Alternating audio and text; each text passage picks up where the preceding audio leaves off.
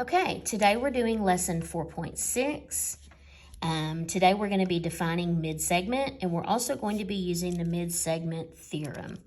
First, let's go ahead and do our warm-up. Please make note of the fact that you will be using a ruler just for a short time today, but you will need a ruler. Okay, take a look at this triangle. It tells you that the measure of angle 2 is equal to 9x plus 6. So you know that this is 9x plus 6. So when you take a look at your triangle, you can see that all three sides are the same, which that lets you know that this is an equilateral triangle, which means that your angles are also equal to each other. They're congruent, so that's how you would set up this problem. You don't want to use 2. This is telling you it's angle 2. You would do 9x plus 6 equals 60. That's how you would set that one up. So 9x plus 6 equals 60. Subtract 6 from both sides. You get 9x equals 54. Divide both sides by 9. And x equals 6. Let's see, does it tell me the measure? No, I'm just finding x for these. Okay, now when you take a look at your next one, it's again telling you the measure of angle 2 is x plus 68, and all three sides are the same, so this is an equilateral triangle, which means your angles are also congruent or equal to each other, and that's exactly how you'd set it up. X plus 68 for this equals 60. Subtract 68, and x equals negative 8. Yes, it's okay to get a negative when you're solving for x. You would not, however, want to get a negative if you had to plug in. You can't get a negative measure of an angle, but it is okay to get a negative when you're finding a variable. That's okay, so don't let that confuse you. All right. Number 3, the measure of angle 2 is 7x plus 6. So when you take a look at this one, please note that not all three sides are the same. So that lets you know, and if you need to turn it sideways, that lets you know if these two sides are the same. That lets you know that this is an isosceles triangle and the base angles are congruent to each other. This 70 is in the place of your vertex angle, which is your top angle, okay? So these two are not going to be equal to each other. So now you're thinking, okay, what do I do? Well, this one's sort of similar to an example that we had in lesson 4.5. You would first want to take 180 and subtract that vertex angle to see what you have left with for down below, okay? Then you would set that equal. So what you're going to do is you would take 180 and first subtract that vertex angle, and you get 110. That means your two congruent base angles will be divided up. Well, you would divide up 110 to find out what each of these angles would be. So you would just divide 110 by 2, and that gives you 55. So that lets you know this base angle is 55, and this one is also 55. So now you know that this is 7x plus 6 equals 55. So this one takes a couple of other steps to be able to actually solve for x.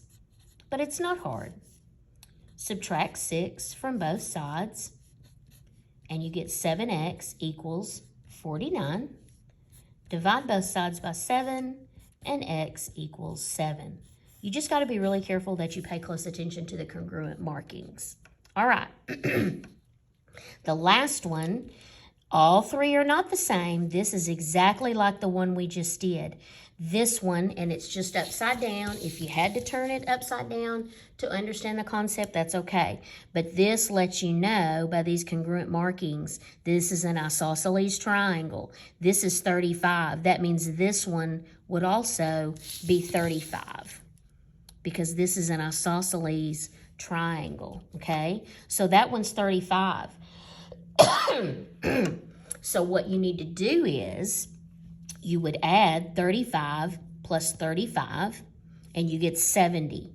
So then take 180 minus 70, and you get 110. That's what's left over.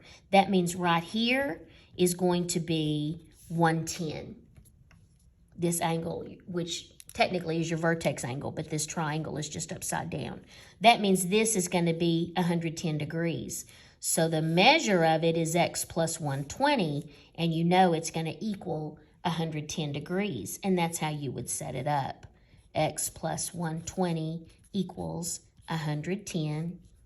Subtract 120 from both sides, and you get x equals negative 10. Now again, don't be messed up or confused. It is okay to get a variable that's a negative. You would not, however, want a measure of your angle to be a negative. That would let you know that you messed up somewhere.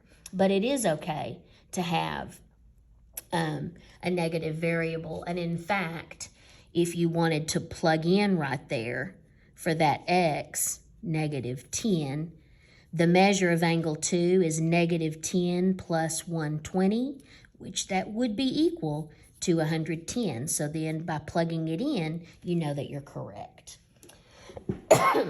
Excuse me. All right, now let's get started with the actual lesson for today. We are defining a midsegment. All right. A midsegment is a line segment that connects two midpoints of the sides of a triangle.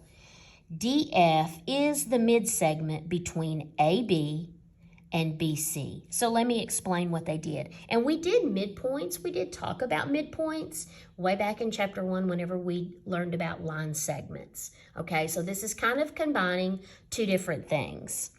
Okay, so this is what they've done. They found the midpoint of AB, in other words, what's right in the middle, which is point D of AB. So that means if this point is in the middle, you have now created two congruent line segments. So you have BD and DA. Those would be congruent to each other. And the same thing over here with BC. F is right in the middle. So F is your midpoint. It divided BC into two equal congruent line segments. So BF is congruent to FC. So then what they did is once they found the midpoints of each of those, then you would connect it. And that is what a midsegment is. That is your midsegment. It's just finding the middle of this line, finding the middle of this line, and then drawing a line across. That's your midsegment. Okay. So now let's take a look at the midsegment theorem, which is simply, it just says, let's see, get that on here. The midsegment of a triangle is half the length of the side it is parallel to. So this is what they're saying, you guys. You have right here D being the midpoint of BA, and F is the midpoint of BC. And what they're saying is that when you have your midsegment, it is going to be exactly parallel to the bottom or the base of that triangle, which, yes, it has the little arrow markings there, and that lets you know, okay, that these two would be parallel to each other, which makes sense, because if this is a straight line and this is a straight line, they're never going to cross one another, so they will, in fact, be parallel to each other. Also, this theorem is letting you know that your midsegment is half. So, is half of the side that it's parallel to. So that means this midsegment is exactly half of what the base is. So if this base, which is AC, was 10, then DF would be 5. If AC was 20, then DF would be 10. It's exactly half of that. Now, they also have the congruent markings showing that because of this midpoint here, it divided these two into two congruent parts. So now this mid-segment is actually congruent to this half, and it's congruent to this half. So like I said a moment ago, if AC was 20, then DF would be 10. That means this piece would also be 10, and this piece would also be 10. So then the three of them are congruent to one another, okay? So let's take a look now at what example 3 is telling us to do. It says, mark all the congruent segments on triangle ABC with midpoints D, E, and F. So this is what they're telling you to do. You're actually going to, let me get my, this is where you'd need your ruler. If you connect your midpoints, you actually have created a triangle inside of a larger triangle. And I think I'll shade it just to kind of help you see it, because you've actually created 4 triangles. You have 1, 2, 3, and 4. It's just this one is upside down. So just by connecting your midpoints, you have created 4 triangles. And actually, if we continue, and this is what I'm going to turn my paper a little bit here so you can understand this concept. But if the triangle is facing this direction, this is the midpoint of this, the mid-segment of your base. So that means this, FE, is half of this. Or it means this, FE, is congruent to BD and DA, because this, FE, is half of BA. But your midpoint splits it in half. Okay, I can also turn it again, and I hope I don't blow anybody's mind, okay? But you can also, excuse me, you can also see it going in this direction. Well, let me turn it around. I hate to do that to you guys, but it's a little bit easier to follow and to understand, okay? But you would also have, if this was your triangle, okay, this is your base, all right? DE would be your mid-segment, because your big triangle goes like this. So DE is your mid-segment, okay, of the triangle base here. Now DE, here's DE, remember, is half of your base, which is BC. It's half. And this midpoint splits these in half. So technically, this is congruent to this, which is also congruent to this. So these are all 3 congruent. So when you turn it around, you've actually created 3 congruent sides here, 3 congruent sides here, and then 3 congruent sides here. And I know that kind of blows your mind. It's a lot of markings, but you're just trying to break it down so that when you look at it, I'm just going to look at this one small triangle, you have congruent markings of 1, 2, 3. Now let's look at the shaded one, 1, 2, 3. Now let's look at this top one, 1, 2, 3.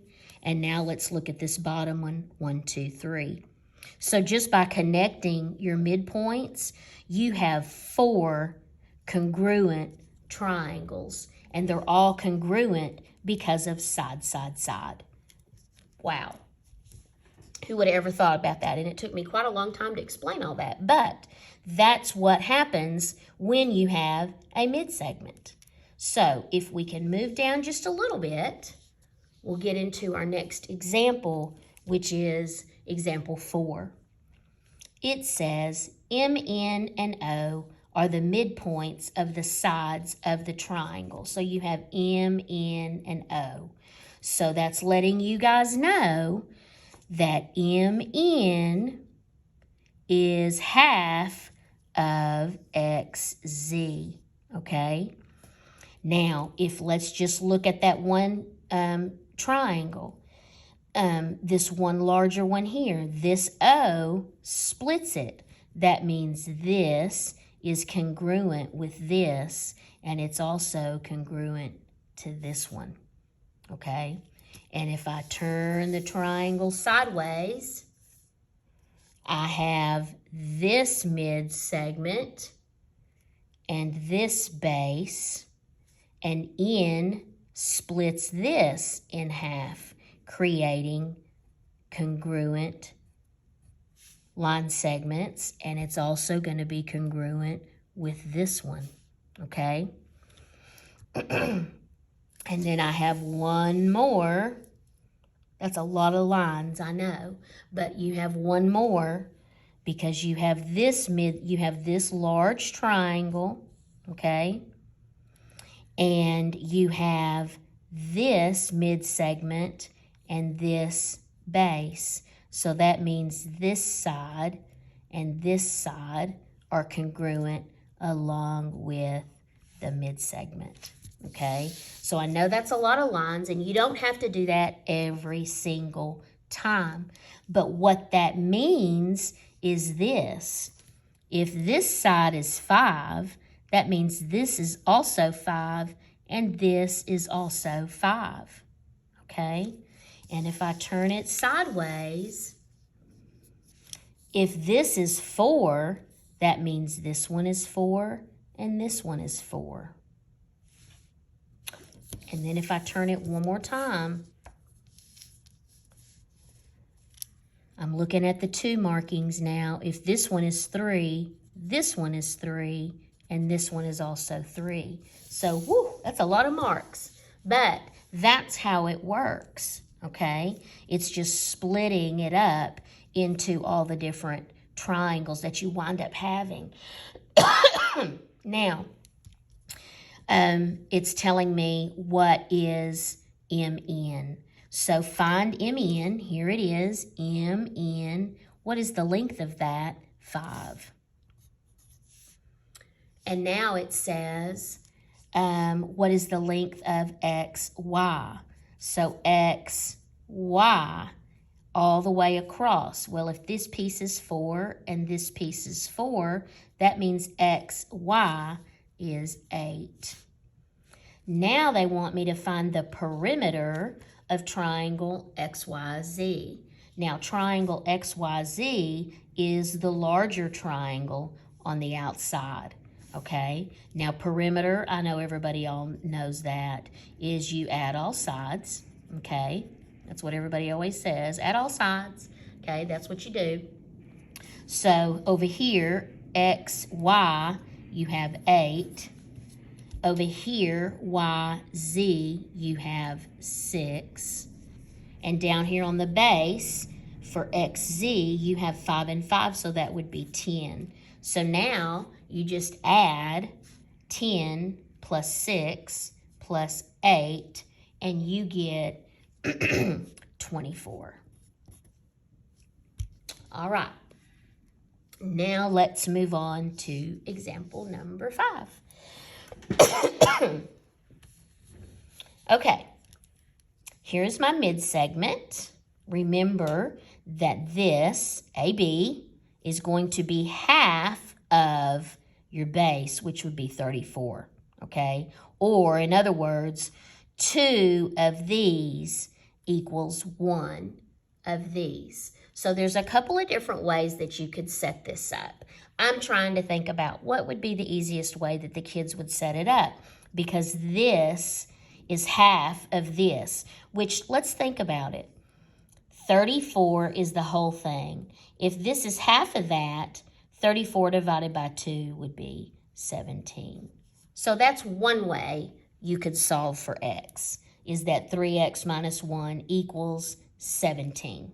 That's one way you could set it up, okay? And I'm going to go ahead and work it that way. Then I'm going to work it another way that you could do it. All right, so you could do 3x minus 1 equals 17. Add 1, and 3x equals 18. Divide both sides by 3, and x equals 6. That's one thing you can do, okay? Now, the other thing that you could do is if you know that 3x minus 1, if 2 of those equals 34, then you could set it up and do distributive property. 2 times 3x minus 1 equals 34. Now, you might be thinking, oh, well, that's going to take me a whole lot longer, but I'm showing you the two ways because there's two different ways. Then do distributive. 2 times 3x is 6x. 2 times 1 is minus 2 equals 34. Add 2. 6x equals 36. Divide by 6, and x equals 6. So you're still going to get the same thing. It just depends on how you want to set it up. That all depends. Now, the other part of the question says, find the value of x and AB. So now we need to plug in here. So AB equals 3x minus 1. Now we're going to plug in 3 times 6 minus 1. So AB equals 17, which is exactly what we said because it's half. All right. Now let's get to some kind of easy questions. This is just going to take us through pretty quickly, but just to help you understand the concept of mid-segments. I know this is upside down, but it still works. If the base is 22, your mid-segment, which would be BA, is half of that. So half of 22 is 11. This time they want us to find EC. EC is the base. 7 is half of what? 14. So EC would be 14. If you want to write it down here, you can. Either way, doesn't matter to me. Okay, so for number 3, if you know your mid-segment is 10, 10 is half of 20. So HJ would be 20. Finding TV, EF is 4. So 4 is half of 8. So TV would be 8. All right, number 5. It's a little bit sideways, but that's okay. 10 is your base. Your mid-segment is half of that. So half of 10 is 5. Pretty simple stuff. Okay, now we have to apply that same concept. We have to apply that same concept with finding x, okay? We don't have to go in and plug it in to find the measure. We just have to solve for x. So if you think about your mid-segment, which is x plus 14, is half of that, or 2 of these equal 1 of these. So we can do distributive like I did on the other example. 2 times x plus 14 equals 1 of these, x plus 22. 2 times x, 2 times 14. Subtract x from both sides. That gives you x plus 28 equals 22. Subtract 28. And x equals -6. Just remember, it's okay on the variable to have a negative, not for the measure. but for the variable it is. Okay, let's do number 7. 2 of these equals 1 of these. Now, if you don't like distributive, I can show you another way. 2 of these equals 1 of these. So you could do x plus 21 plus x plus 21 equals x plus 33. If you don't like distributive, combine your like terms to get 2x plus 42 equals x plus 33. Now, subtract x from both sides, and you get x plus 42 equals 33. Subtract 42 from both sides, and you get x equals -9. Okay, number 8. 2 of these equals 1 of these. You can set it up how you want. I like doing distributive. 2 times 2x minus 18 equals 2x minus 12. 2 times 2x would be 4x. 2 times -18 would be -36 equals 2x minus 12. Subtract 2x from both sides, and you get 2x minus 36 equals -12. Add 36 to both sides, and you get 2x equals, my pen's running out of lead.